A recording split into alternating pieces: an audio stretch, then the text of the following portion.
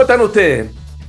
Hoy, en este fin de semana, para mí es un gusto llegar a su casa con iba a decir con un cero tolerancia, no llama a comerse, no, con un cita regional en el cual aquí sé que hay tolerancia y aquí hay dos mujeres bellas, intelectualmente distintas, digamos, y que si bien tienen sus ideas, ellas son equilibradas, pese a que cuando atacan también muy fuerte. Para mí es un gusto saludar a usted en su casa y presentar a nuestros panelistas, a la diputada Camila Flores. ¿Cómo le va, diputada? Hola Rodrigo, muy bien, muchas gracias y contenta de estar Flamante acá en este panel. presidenta de la Comisión de Defensa de la Cámara de Diputados. Felicitaciones, diputada. Eh, Muchas sal- gracias, Gran Saludamos responsabilidad. a la muchas abogada gracias. Pana Anastasia. ¿Y cómo está, abogada? Siempre con sus cuadros elegantes de atrás, que nunca he sabido de quién es, pero se ve muy, muy sabroso el cuadro. ¿Cómo está, María Paz?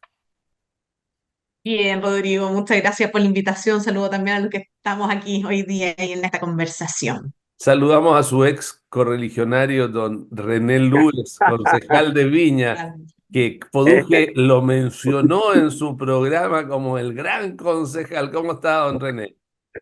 Muy bien, muchas gracias, Rodrigo. Encantado también de estar con La Paz. Claro, ex DC, pero sigue siendo la misma amiga de siempre. Por supuesto, con Wilson, contigo, que es que decir, y con la flamante presidenta de la Comisión de Defensa. Y Un, saludamos un abrazo a todos. al profesor don Fernando Wilson. ¿Cómo está, profesor? Muy bien, aquí estamos comenzando ya semestre, aunque en día interferiado por la universidad. Así que, digamos, sí, un escenario entretenido. Bueno, yo esta semana realmente he llegado a pensar que eh, eh, existe la cultura de la cancelación probablemente en los partidos más extremos, en alguna gente. Y lo digo porque hay dos cosas que me han llamado tremendamente la atención. La última, la más cercana, ha sido la forma como a una profesional que ha ganado un concurso legítimo, le sacan un problema del pasado de su padre relacionado con derechos humanos para anular el concurso y sacarla. Y se produce una serie de cosas ahí como que, por ejemplo, no la defienda la ministra de la Mujer, porque aquí hay un abuso tremendo. Y lo otro, al revés, un tema que me llamó profundamente la atención, no sé si usted lo vio, le cambié el nombre de tolerancia cero a cero tolerancia. Me pareció increíble lo que pasó allí. Yo soy una persona que veo todos los programas políticos, pero lo que pasó con Poduje también quiero que ambas cosas las conversemos. Y quiero partir con usted felicitando a la presidenta de la Comisión de Defensa, porque este tema es transversal, el tema de la señora o señorita Amor, toda vez que ha sido el senador Lagos Weber, por ejemplo, de esta región, ha presentado un fuerte reclamo por lo que pasa. Quiero partir. Mira, muy brevemente, Rodrigo, contarle a nuestros televidentes de qué se trata. Isabel Amor había ganado un concurso, como tú bien dices, de alta dirección pública del Cernamej de la región de Los Ríos. Y luego de haber ganado este concurso por alta dirección pública de 48 horas desde que ella lo había ganado, la sacan de su cargo, esgrimiendo falta de confianza por parte, ¿cierto?, de la ministra de la Mujer. Y la motivación para haber sacado a Isabel Amor de este cargo, de hecho, hay que decirlo, Isabel Amor es una persona de izquierda, ¿ya? Ella asumió la dirección de la Fundación Iguales luego de que este chiquillo Larraín falleció hace un tiempo atrás y ella asume, ¿cierto?, la presidencia, pero ella es una mujer de izquierda. Y bueno, finalmente a ella la saca su propio gobierno de este cargo por la condena que había tenido su papá, quien fue militar, ¿cierto? Y fue condenado por violación a derechos humanos el año 73. Y finalmente lo que motiva esta salida de este cargo que ella había ganado por sus competencias técnicas, imagino que eso es la que motiva, ¿cierto? La sacan simplemente por ser la hija de un militar, condenado por violación a derechos humanos. O sea, aquí claramente la época de la casa de brujas empezó. Para mí empezó hace bastante rato, no desde ahora nada más. puesto que desde un tiempo a esta parte se ha venido persiguiendo no solamente a los uniformados que participaron sobre determinados hechos, los cuales, por cierto, han sido condenados en los casos que ha correspondido, sino que también se ha comenzado a perseguir a sus familias. Hijos, como es en este caso, de la señorita Isabel Amor, esposas, en definitiva, aquí es marcar con la cancelación absoluta a toda una familia simplemente por hechos penales atribuibles a una persona en particular, en este caso, ¿cierto? El padre de esta chica, de esta señora, por hechos que además ocurrieron cuando ella ni siquiera nacía, Rodrigo. Estamos hablando de situaciones que ocurrieron hace más de 50 años. Isabel Amor tiene mucho menos de 50 años. Y nosotros, diputados de Renovación Nacional, hemos oficiado para que se nos entregue la información concreta de cuál es la motivación de esa pérdida de confianza de 48 horas para sacar de su cargo a Isabel Amor. O sea, yo creo que la respuesta está clara, que en definitiva la quieren a ella también hacer responsable de la responsabilidad penal de su padre, cuestión que no corresponde. Aquí la responsabilidad penal en nuestro país son personalísimas. Y si vamos a empezar a perseguir al hijo de, al esposo de, al hermano de, por hechos que haya cometido algún familiar de uno, o sea, ¿dónde vamos a terminar? Esta cuestión a mí me Ok, parece, pero ok, francamente muchas inaceptable. gracias, muchas gracias. Pasa Anastasia. A mí me llama la atención también porque y quiero citar que a propósito de esto, que el ex intendente de la región de la quinta región en época de Patricio Elwin y que fue gobernador además, publicó, digamos, un artículo, Hardy Nittel, en el diario que es el Mercurio de la décima región sobre la democracia según el Partido Comunista. Y cito textual: ¿es democrático el Partido Comunista? Lo escribe Hardy Nittel. No, ciertamente no lo es. No es partidario de un sistema político con poderes del Estado independientes entre sí y basados en equilibrio y controles mutuos. No persigue un sistema político en el que las autoridades sean elegidas en elecciones libres, secretas, universales e informadas y en las que compitan partidos políticos con ideas y proposiciones diversas. Tampoco está por un sistema en que la crítica a las autoridades sea aceptada y en general tanto las noticias como las ideas puedan circular libremente. Cierro comillas. ¿Y por qué lo digo? Porque resulta que acá en el caso de Amor también hay una influencia del Partido Comunista, porque el papá de la niña Amor está condenado por la muerte del exsecretario general Luis Corbalán. Eso es lo Del que... hijo, del El hijo. hijo de Luis Corbalán. Del hijo, del Sí. hijo, el hijo del exsecretario Luis Corbalán, el hijo. Ujú. Para Anastasia. Y la verdad que el caso es bien complejo y yo creo que además esto nos pone en una situación porque es un cargo de Estado finalmente, es una autoridad que se ha designado por un sistema de contratación que es de alta dirección pública, que eso es súper relevante porque es distinto que yo estoy en un cargo, que sé y asumo mi cargo con un cargo de confianza, como son los cargos de Seremi, por ejemplo, pero en este caso, que es designado por un consejo detrás de esto, que incluso también se pronunció a través de una carta al diario, en el diario Mercurio también publicaron una carta diciendo, ojo aquí, si bien existe la causal de pérdida de confianza, entendemos que nosotros designamos a la persona que era la correcta en el cargo, aquí también advirtiendo un poco, entendiendo las independencias de los cuerpos finalmente, acá también hay un asunto que advertir, porque no estamos hablando de alguien que llevaba en el cargo como para poder haber evaluado su gestión, tal como se señala, son 48 horas, 2 días en el cargo y se le asigna y se le vincula en un servicio que además se supone que es parte integrante de aquellos actores del país que tienen que velar por los derechos de las mujeres, y en este caso, que es Cernamec, y resulta finalmente que termina siendo ya desvinculado de allí. Entonces, es gravísimo, la verdad.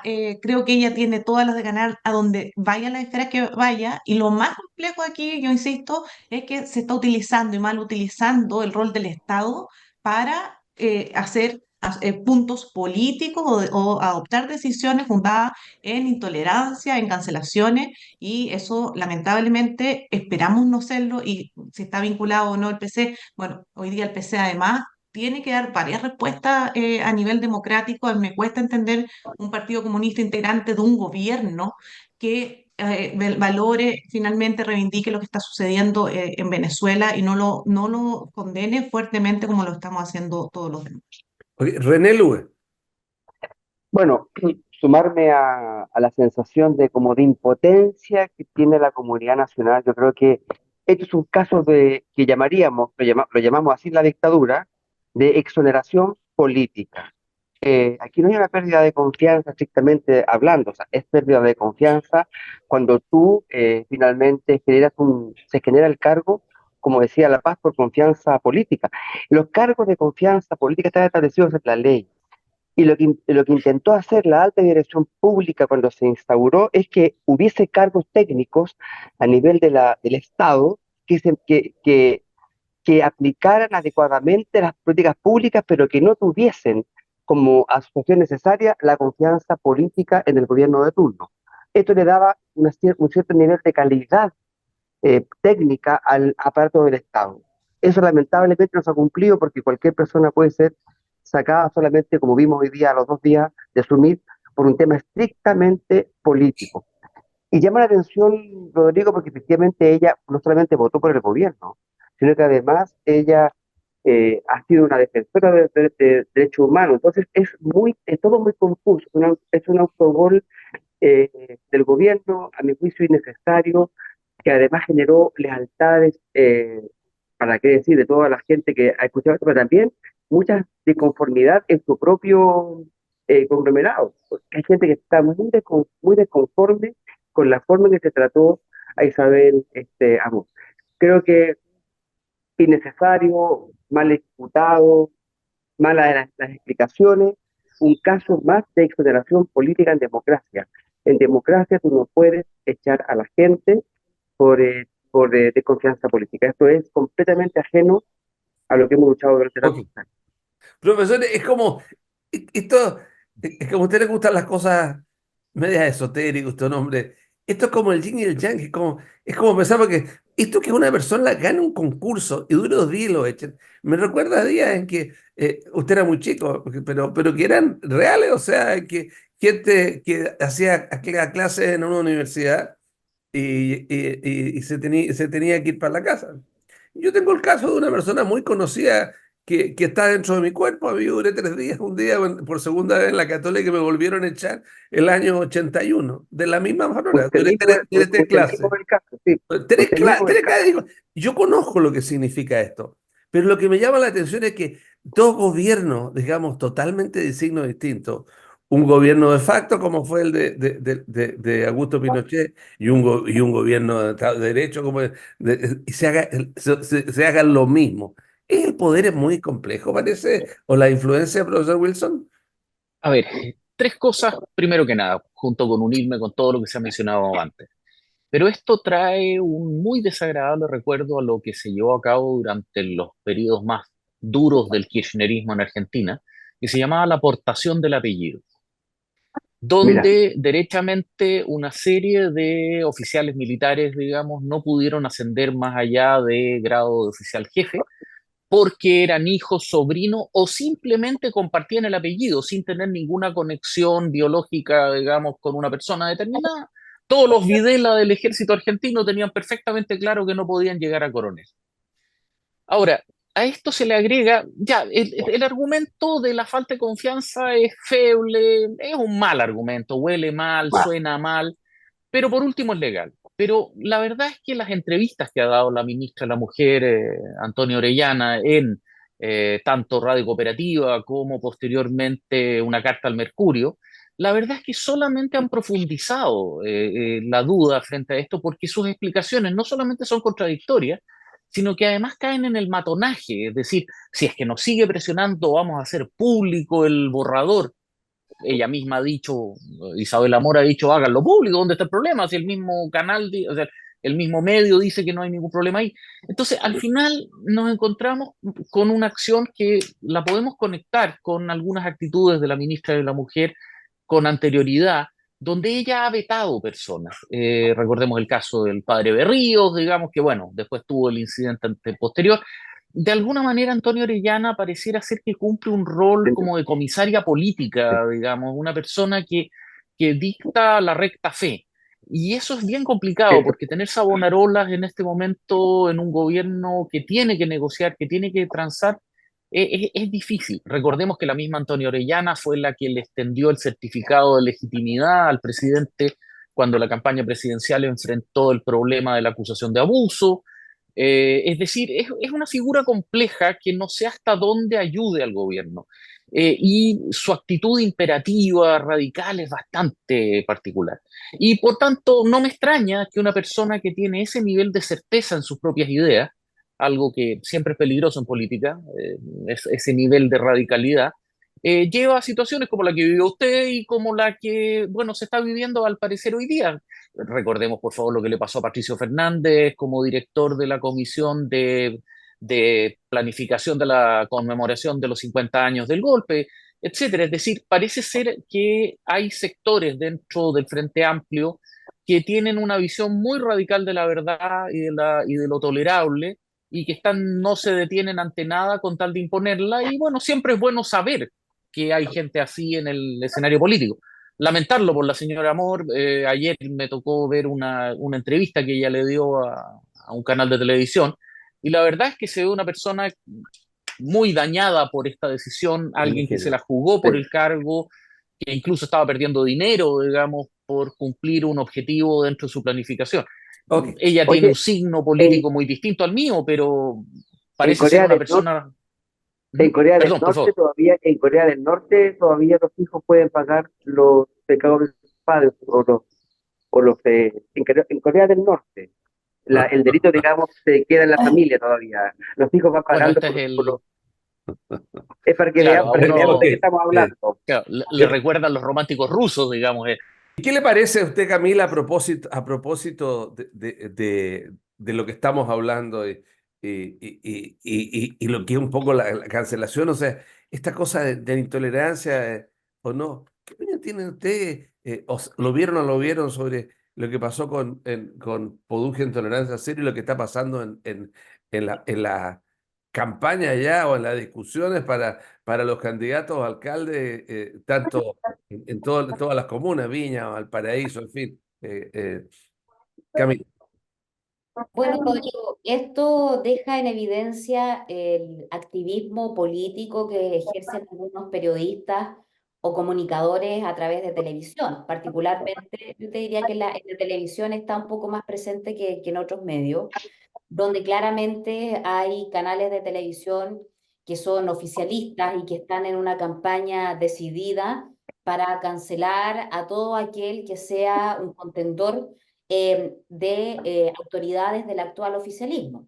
O sea, Chilevisión evidentemente y claramente es un canal pro gobierno, que siempre busca en definitiva que sus figuras periodísticas estén buscando resaltar lo positivo del gobierno. El presidente de la República les da entrevistas especiales a este medio de comunicación. Por lo tanto, a mí no me extraña para nada, sobre todo que la señora periodista Urrejola haya tratado como trató, y hasta con un tono muy amenazante, al candidato alcalde por Viña del Mar, Iván Poduje, o sea, lo amenaza derechamente. Yo no vi en vivo el programa, lo vi después por internet, y la verdad es que fue realmente poner, como lo hace esta gente, en el banquillo de los acusados a un individuo, y atacarlo y juzgarlo y cancelarlo de la peor manera. Ahora, claro, Iván Poduje tiene un buen manejo, está acostumbrado a este tipo de debate, pero la verdad es que era desesperante ver cómo los periodistas, sobre todo la señora Urrejola, no trepidaba en pegarle de la peor manera. eh, Salieron cosas que realmente yo no podía creer lo que estaba escuchando.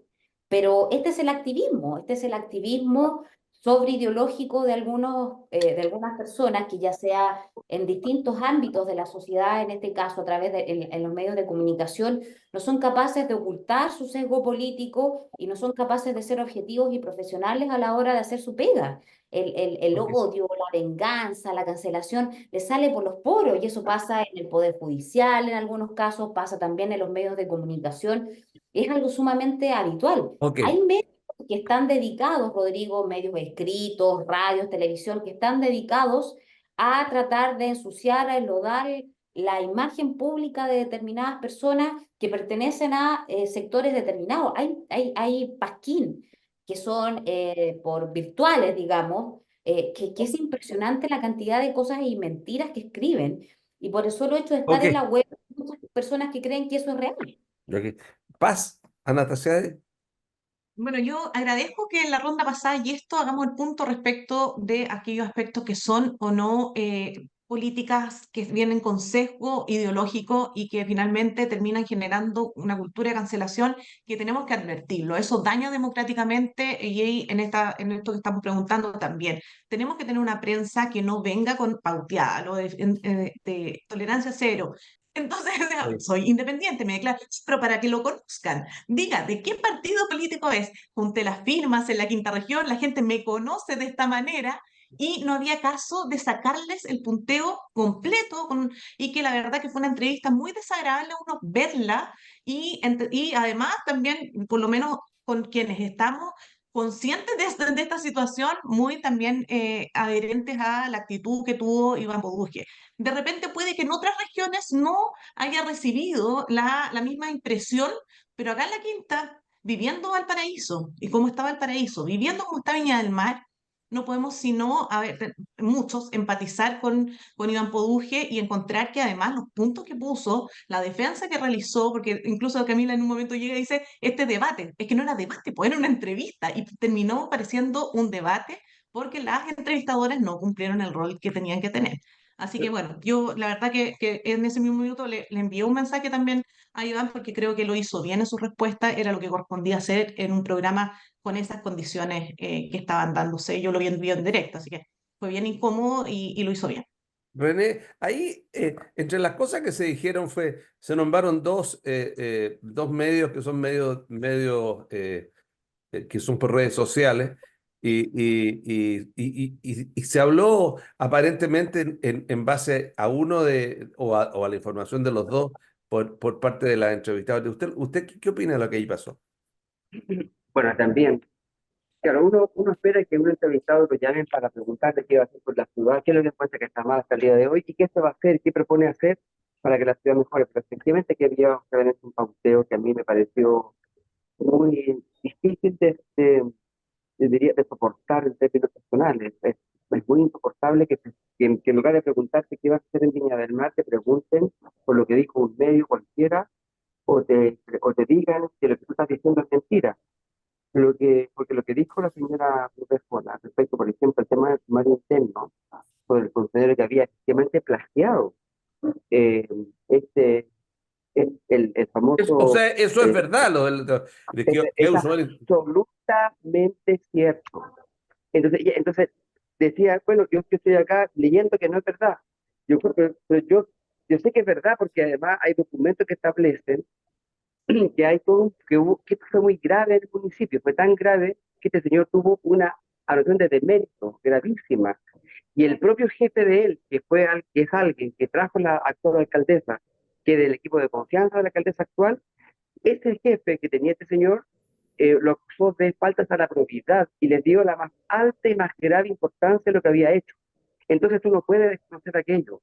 Ellos mismos lo dicen. Entonces, yo creo que o sea, es muy feo tener como el contrapunto mientras lo están escribiendo. O sea, mientras tú estás hablando, te están escribiendo las respuestas para que se las digas al entrevistado. Cuando otro debe ser preparado de antes, conocer lo que está pensando. Creo que me pareció una entrevista de mala calidad, una entrevista además que no generó cosas positivas en términos de saber realmente lo que el candidato está planteando, porque hoy lo que hemos sido críticas de la actual alcaldesa y de la actual gestión, que yo la encuentro, como he dicho, en todas partes muy deficiente, yo esperaba conocer allí de boca de un candidato qué encontraba mal Ok, y cómo además iba a enfrentar aquello. Pero todo lo demás, a mi juicio, fue una, una cosa que para el olvido, en términos periodísticos fue para el olvido. ok. Fernando Wilson. Bueno, no queda mucho más que decir, salvo que la insistencia de arrastrar al invitado a decir cosas o a arrinconarlo, plantear de que su plan de emergencia no había sido plagiado cuando es evidente que sí lo fue. Es decir, la investigación previa y preparación de la periodista en ese caso no parece haber sido las mejores. No soy periodista, no me atrevo a juzgarla profesionalmente, pero sí como espectador de televisión, tuve la oportunidad de verlo en vivo, pude notar la tensión y la desprolijidad y finalmente la pérdida de control. Eh, Carol Urrejola llegó incluso a hacer comentarios sarcásticos, insultar cuando Paulsen trata de alivianar diciendo qué entretenido está esto, yo no lo encuentro nada entretenido, le responde, o frases, digamos, la verdad es que quedó más la impresión de un escenario de activismo en contra de la candidatura de Produje, no sé si a favor de Ripamonte o no, pero claramente todo esto adoptó un fuerte tono de emboscada y no sé si es que le haga bien a una marca de tanta tradición como Tolerancia Cero en la televisión política chilena, digamos, donde al final vemos que se convierte en una plataforma de acción partisana de carácter coyuntural. No, ciertamente, bueno, quedó claro de que pareciera ser que los sectores cercanos a la candidatura de la alcaldesa están complicados, digamos, no están cómodos frente a la irrupción de Iván Produje. Ok, a mí me llamó la atención, tenemos que ir a una pausa, pero me llamó la atención una cosa que dijo ella. Si supiera usted quién me está, porque él le preguntó quién le estaba pauteando. Si supiera usted quién le estaba, ojalá sería bueno saber quién la está pauteando. Tenemos que ir a una Bueno, pausa, con todo el estamos respeto en, al caso, era alguien que no tenía muy buena información, claro, y que digamos, como tampoco quedó quería claro, digamos. al personaje. Tenemos que ir a una pausa, la Claro. pausa es breve, ya volvemos.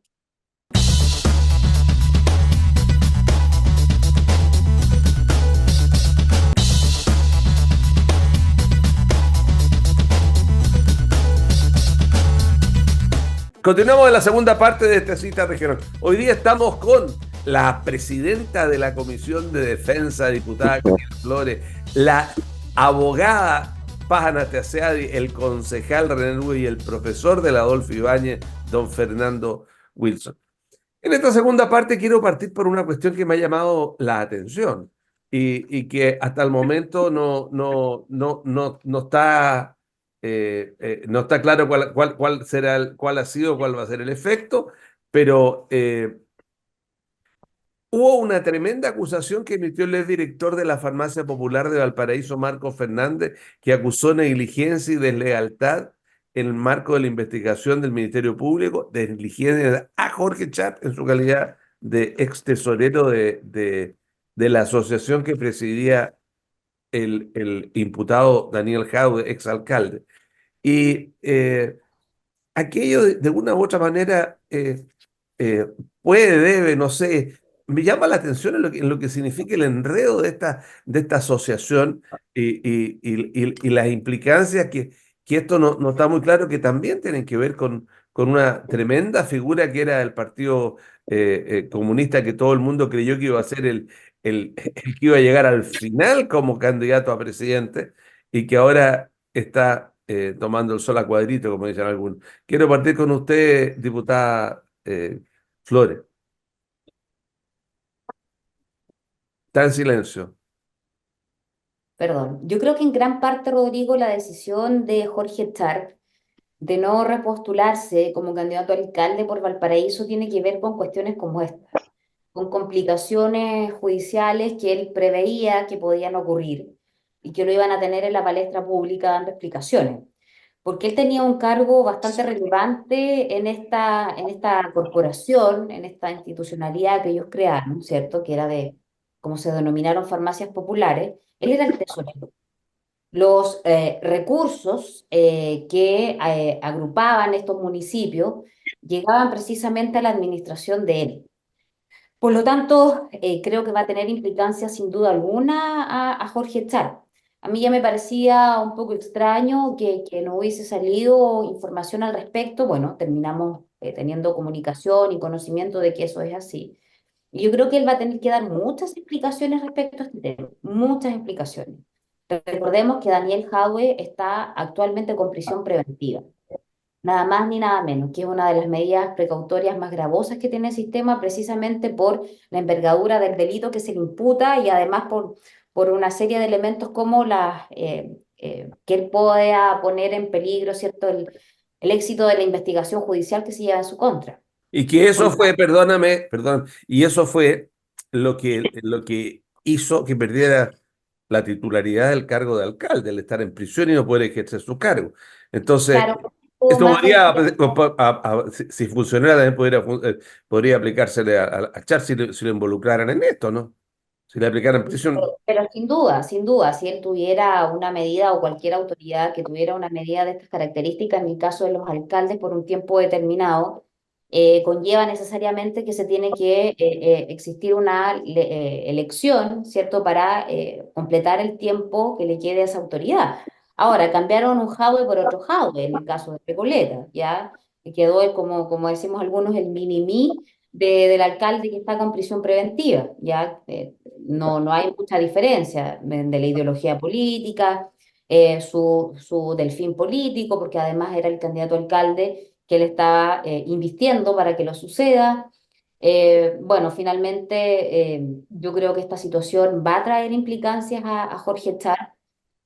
Absolutamente, yo creo que quien sea el próximo alcalde de Valparaíso va a tener que hacer una investigación muy acuciosa respecto de qué se han hecho con las platas públicas de ese municipio particularmente, por las implicancias que tenga con este caso y con otras investigaciones que entiendo también se han llevado al efecto. Yo creo que Char ha sido tan dañino para Valparaíso, tan dañino, que todavía no tenemos claridad de la envergadura del daño. Yo creo que recién vamos a caer en sí cuando él deje de ser alcalde y quien llegue haga una auditoría, investigue y haga públicas una serie de situaciones que desde mi punto de vista van a salir a la luz, sea como sea. Bueno, salvo que gane la persona, que espero que no ocurra, que él está tratando de dejar como sucesora. Yo espero que eso en ningún caso ocurra. Nosotros tenemos un candidato, nos pusimos Chile Vamos y el Partido Republicano de acuerdo en que nuestro candidato es Rafael González,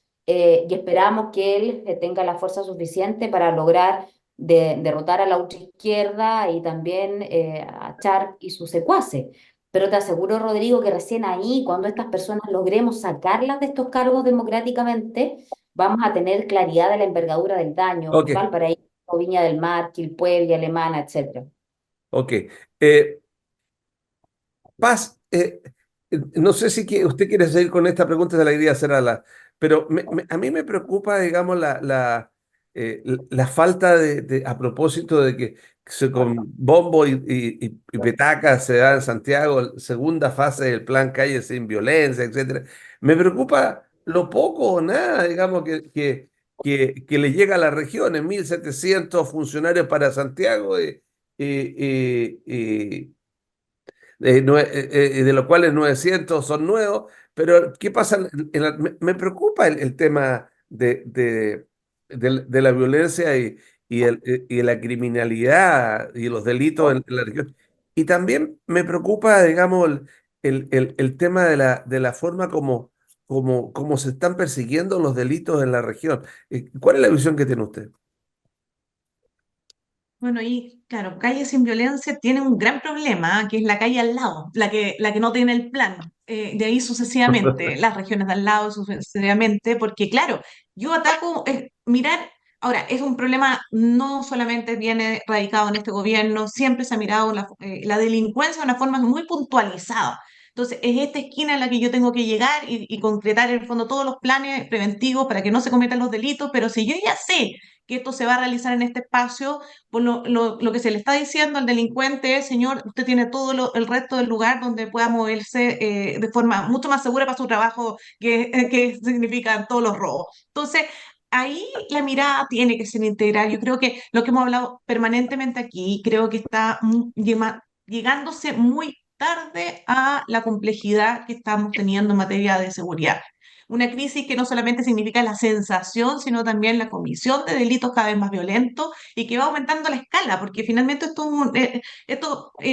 ellos lo miran, si uno lo analiza, es igual que una empresa. Si la empresa le está yendo mucho mejor, o en este caso, si se está poniendo mucho más violenta, robando mucho más recursos, lavando mucho más dinero, el otro tiene que ir también subiendo su estándar.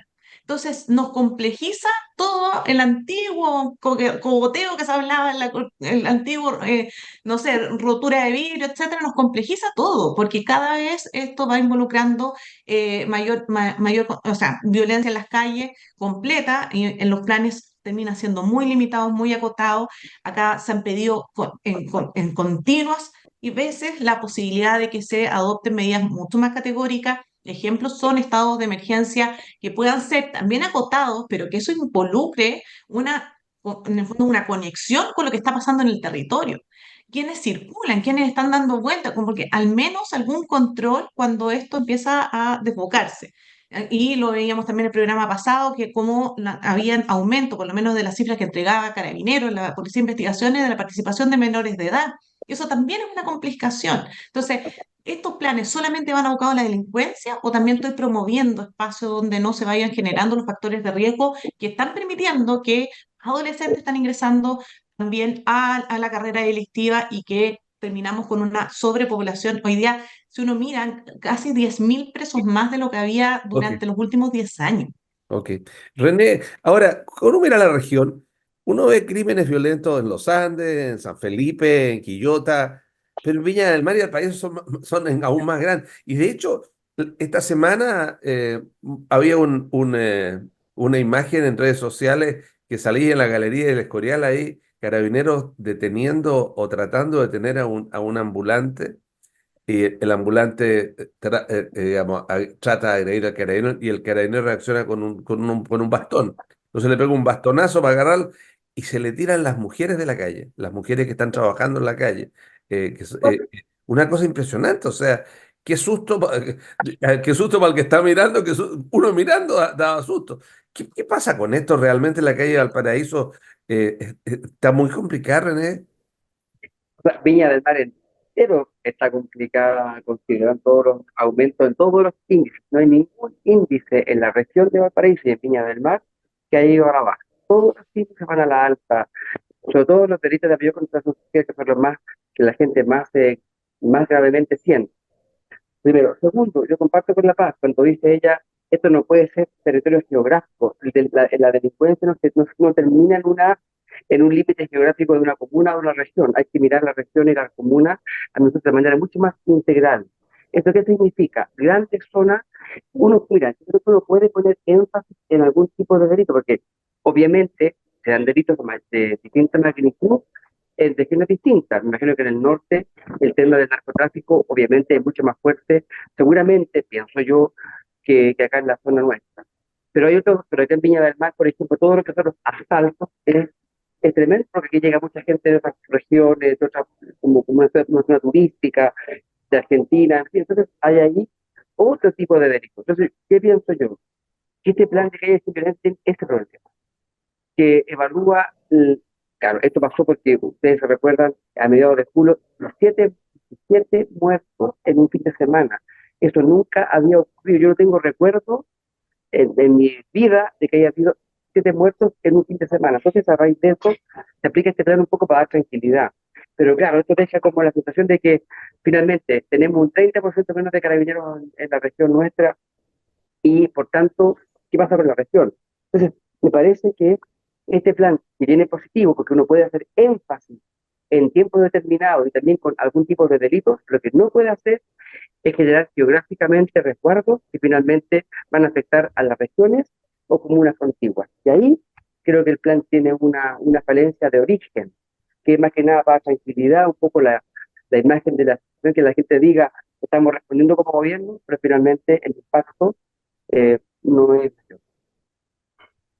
Ok, Fernando Wilson, yo como profesor usted quiero cambiarlo de tema y poner un tema distinto. Me contaba una persona que me paró en la calle a propósito del canal y me decía, mire, esta foto que está viendo aquí es un terminal de contenedores de Valparaíso en Placilla. No voy a decir el nombre porque todo el mundo sabe del que estoy hablando. Estaba allí, no tenía, antes se movían 200, 300, 400 contenedores al día. Vacío. Hoy, ahora, vacío. El nivel de movimiento de la economía está muy complejo, el nivel de crecimiento no ha superado el 1%, el gobierno quiere que pretende, piensa, yo creo que a esta altura ya es casi soñar que va a llegar al 3 y tanto. Entonces hay señales que la gente no capta, hay señales de que la economía se está complicando bastante más de lo que uno ve. ¿Qué piensa usted, profesor Wilson? A ver, con todo el respeto al caso, pero más allá de algunas declaraciones optimistas de algunos miembros del gobierno, la realidad siempre ha sido la misma y en términos estrictos, si no hay inversión relevante ya desde hace 4 o 5 años atrás, no existen motores de desarrollo y si no hay motores de desarrollo no hay crecimiento y por lo tanto si no hay inversión, no hay alza de salarios, hay un incremento sostenido de la tasa de desempleo y aún más de incremento del empleo informal. Por lo tanto, la gente tiene menos dinero, consume menos y por lo tanto simplemente hay menos tráfico comercial. Basta con ver el puerto, digamos, para poder ver muchos menos buques con contenedores, que es donde viene la carga. Y lo más grave de todo es que esos containers no solamente traen productos de consumo directo, no sé, eh, ropa, electrodomésticos, sino que ahí vienen también bienes de capital, máquinas, herramientas, instrumentos, sistemas, repuestos mecánicos, etcétera. Todo el mundo está reduciendo su gasto, básicamente porque se tiene plena conciencia que el sistema no está funcionando. Y la mejor demostración de eso es que este gobierno, incluso diciendo que patrocina o apoya la industrialización, no ha tenido alternativas para Paipote en el norte, Huachipato en el sur, tampoco tiene mecanismo. A ver, pero por favor, si ellos eran partidarios de plebiscitar los tratados de libre comercio, recordemos al incombustible subsecretario Ahumada. Entonces, en términos prácticos, tenemos un gobierno que no considera al crecimiento como un instrumento fundamental y pese a que después de la derrota del primer plebiscito constitucional tuvieron que salir a enfrentar una serie de situaciones, la famosa frase del entonces candidato a senador por Santiago, el señor De Polo, hoy día embajador en Brasil, le vamos a meter inestabilidad al sistema, se está cumpliendo a carta cabal y por lo tanto hay una economía que, como ya plantean distintos columnistas, no es que esté pasando simplemente por un periodo de estancamiento, sino que ya francamente en decadencia. El Ok, crecimiento potencial de Chile es del 2%. ok. Es Eh, decir, eso es lo más que podríamos hacer con todos los elementos alineados. ok. ¿Qué Y más esperar? no sé si usted sabe, pero la gente joven que pretende comprarse un departamento de 5 o 6 mil UF, No, es el imposible. dividendo está llegando a más de 1 millón de pesos. El Sí, Sí. dividendo. sí. Por 25 años, una cosa de loco. Camilo, yo creo que seguirle el tema, pero por otro lado. Usted presenta la Comisión de Defensa. El problema que se dice que no hay un rigor real en el control de las cargas de importación y también de exportación en algunos puertos, especialmente en San Antonio.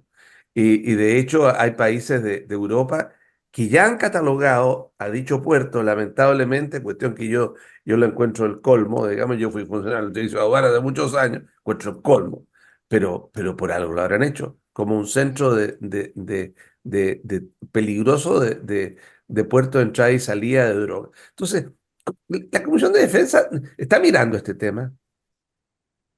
A ver, primero, Rodrigo, decir que nosotros no tenemos una custodia o una fiscalización, digamos, como esencia misma de la comisión. Nos relacionamos más bien con las Fuerzas Armadas y la labor de las Fuerzas Armadas no tiene que ver con el control de la carga que sale o que entra a nuestro país. Eso tiene que ver principalmente con aduana. Y digamos las cosas como son. La directora nacional de aduana, que ha sido muy criticada también por los funcionarios, particularmente yo he tenido reuniones con varias, con funcionarios regionales de aduana, en el caso de la región de Valparaíso, que son sumamente críticos de esta persona, de esta directora, porque efectivamente hay denuncias fundadas, muchos casos que incluso han denunciado propios funcionarios de carrera de aduana, de cuestiones gravísimas, de comisión de delitos gravísimos respecto a contrabando, desaparición de carga y, por cierto, también con la entrada principalmente, bueno, también ahora salida, de drogas. Eso es efectivo. Y si hay un servicio que desde mi perspectiva no ha estado a la altura de las circunstancias respecto a la nueva forma de criminalidad que tenemos en el país, es particularmente aduana. Hay carpetas investigativas, hay denuncias que se han hecho al respecto, eh, con cosas que son algunas muy evidentes, como que llegue un, no sé, desaparezca un contenedor con cigarrillos, por ejemplo. Cuestiones que pasan que son increíbles, que uno dice, pero ¿cómo va a desaparecer un contenedor entero con cigarros? Y esas ¿Cómo cosas han no? pasado. Se esfumó, pues, se esfumó. Claro, claro, literalmente se esfumó, Rodrigo. literalmente. Y eso te habla en definitiva de cómo la corrupción está muy instalada en algunos servicios públicos. Yo no quiero sindicar a alguna persona en particular, no me podría hacer cargo de eso, pero sí sé que la justicia está detrás de particularmente de aduana y sobre todo de lo que está pasando en San Antonio, particularmente de lo que ocurre en San Antonio. Piensa tú, Rodrigo, que teníamos problemas con los escáneres para analizar la carga que entraba al país en algunos puntos, en algunos puertos donde no existían precisamente estos escáneres para analizar cuál es la carga. En algún minuto el escáner que había en San Antonio sale para prestar servicio en el sur del país y fue donde ocurrieron al parecer una serie de hechos delictivos aprovechando, ¿cierto?, la falta de este mecanismo para poder revisar las cargas que entraban al país. Y nosotros tenemos que tener un servicio de aduana moderno, robusto, con probidad, toda prueba, y eso la verdad de las cosas que no está ocurriendo en ninguna de lo que acabo Ujú. de señalar, ni en modernidad, ni en probidad, ni en tener a la vanguardia respecto, ¿cierto?, de los mecanismos fiscalizadores que existen en otros países. Y eso, por cierto, que está generando para nuestra región un Ok, problema de marca mayor. Y ok. yo creo que no se está tomando el peso suficiente. Así como reventó lo que pasó en el Servicio de Impuestos Internos con esta señora que están investigando a propósito del caso Audio, que salió Hermosilla y otros más, yo creo que algo Leonardo. así, incluso, exactamente, Leonardo, Leonardo Villalobos. yo creo que algo así e incluso peor va a salir a propósito de las Ok, investigaciones de aduana. ok.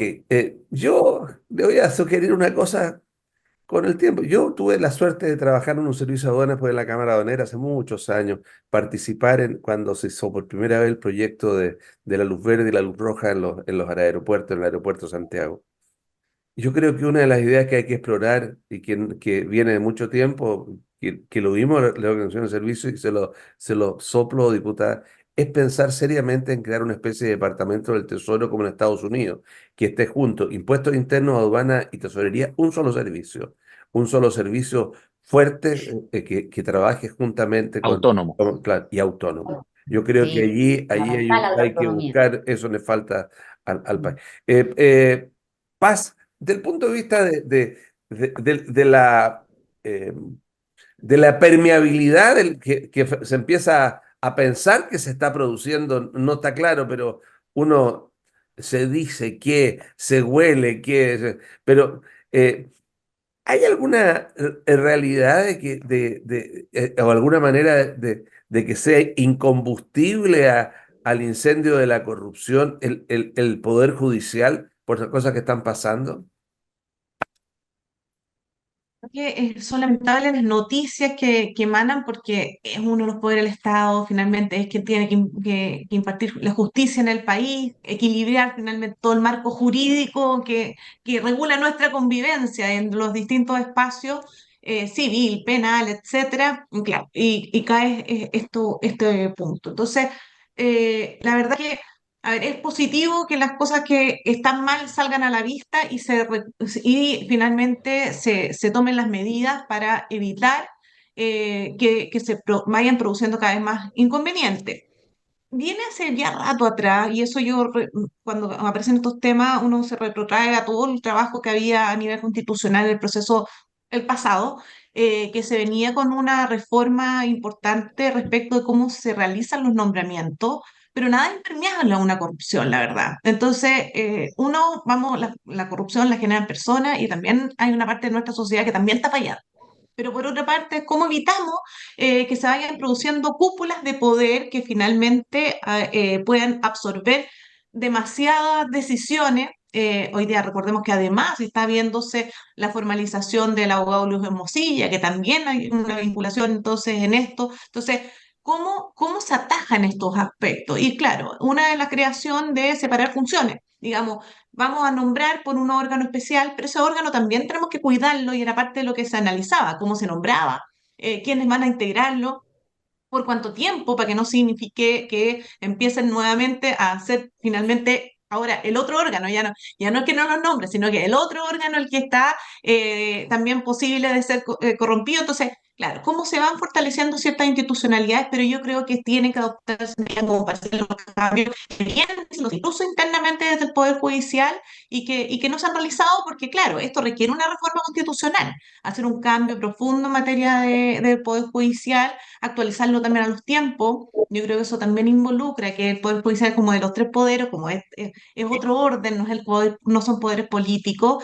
directamente. Entonces, claro, ¿cómo se ordena esto? Y creo que es sumamente necesario tomar todas las medidas para evitar que dentro del Estado no existan esferas. Lo escuchaba ahora anteriormente en la parte de corrupción también, sé que en los puestos de los órganos aduana, aparecieron en tesorería, en servicio de impuesto interno también estos problemas desde este famoso celular de Luis Hermosillo. Entonces uno dice, bueno, ¿cómo atajamos la institucionalidad? ¿Cómo ponemos bien la vista respecto de dónde se están generando estos vacíos que entregan mucho poder? Y la verdad que la corrupción está en lo mismo en los municipios, cuando se dice revisemos, bueno, también allí y cómo, por ejemplo, debiese haber cada término de periodo un órgano objetivo, imparcial, que revise, haga una auditoría Ok. interna en los municipios, pucha, cuánta menos corrupción habría. Entonces, aquí en todo el engranaje, cuando aparecen ahí las cúpulas de poder, claro, se corrompe muchas veces y hay que atajarlo y bueno, y sancionar todo lo que corresponda. Yo en eso creo que es también importante que hoy día tenemos muchas más señales de impartiendo justicia respecto de personas que antiguamente no aparecían condenadas o se les entregaba las famosas clases de ética. Ok.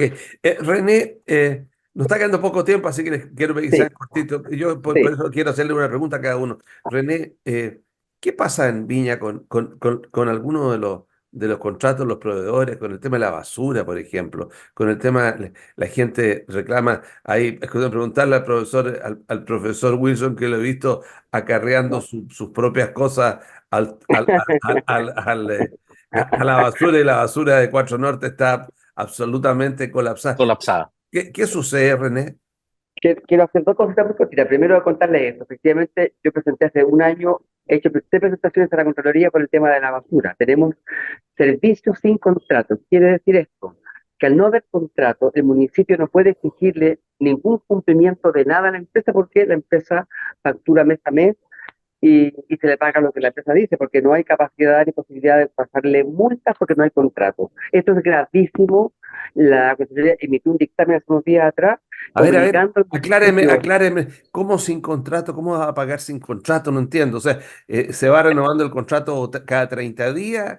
No entiendo. Pero se renueva verbalmente por correo electrónico, pero no pasa por el Consejo Municipal. Esto es a espalda del Consejo Municipal, no hay trato directo, que es la alternativa que puede haber, y tampoco hay, Rodrigo, distribución pública.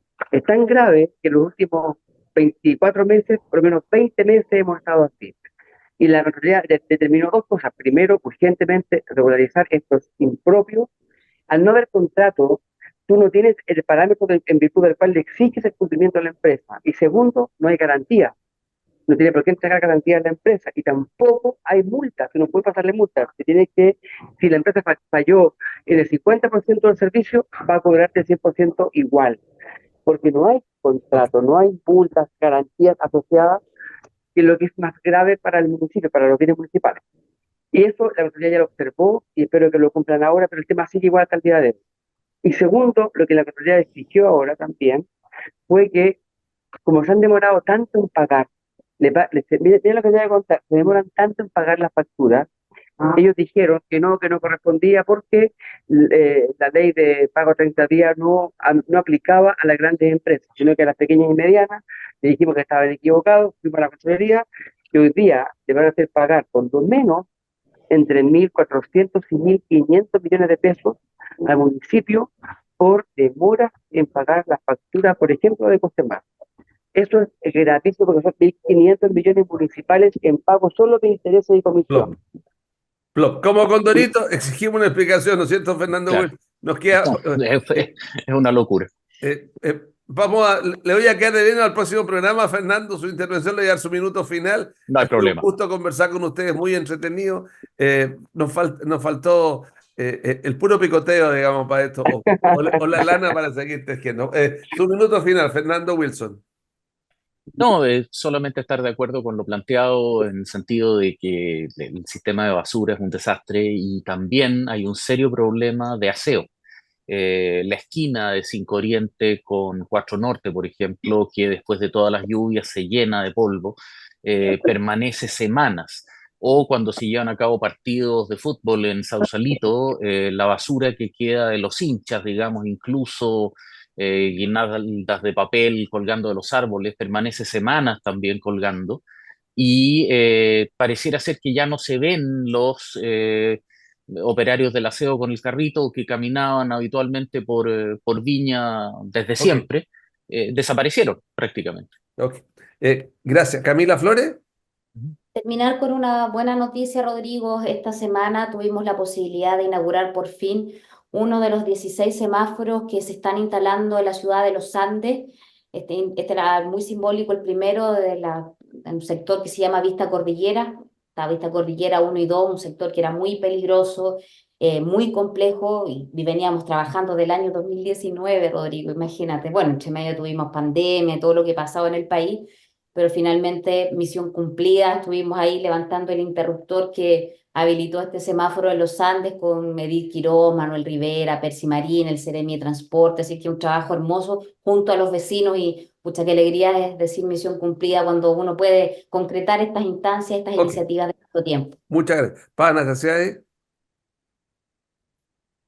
Solo comentar que para la gente que recuerde que existe hoy día ya una ley que se habla del derecho al olvido oncológico, que significa para seguros, contratos que se vayan a celebrar a partir de la fecha de la vigencia de la ley en adelante, y aquellos que ya contrataron, que vuelvan a contratar seguros para evitar que les cobren mayor prima finalmente a quienes han aparecido cáncer. Es una tremenda ley, un tremendo avance, un primer país latinoamericano, y que significa que si yo he superado un cáncer después de 5 años, ya nadie me puede cobrar una preexistencia, ni siquiera la ISAPRE. Ok, gracias. René. Solo un llamado, Rodrigo. Hemos hablado de corrupción. Yo creo que las drogas y el narcotráfico son los que más generan todo lo que tiene que ver con el crimen organizado. Yo quisiera que ninguna autoridad pública, ni concejal, ni diputados, ni alcaldes, ni gobernadores, ninguna autoridad del gobierno que toma decisiones públicas con recursos públicos sea parte de este sistema de narcotráfico. Por tanto, yo quiero insistir en lo que he dicho antes. Todas las autoridades tendrían que hacerse cada cierto tiempo exámenes de drogas, para que no haya ninguna vinculación ni con el narcotráfico y ni tampoco seamos parte del sistema de narco, digamos, que también usa a las autoridades como mecanismo. Estar liberados de aquello, tenemos que tener libertad absoluta. Muchas gracias, René Lube, Anastasia de Camila Flores, y no se sienta usted que usted no va a poder hacerle examen, porque hay examen de pelo, don Fernando Wilson. Usted es inocente, así que no necesita hacerse. Algo queda. Un gusto tenerlos aquí, que estén ustedes muy bien. Por favor. Que tengan un lindo fin de semana. Hasta luego.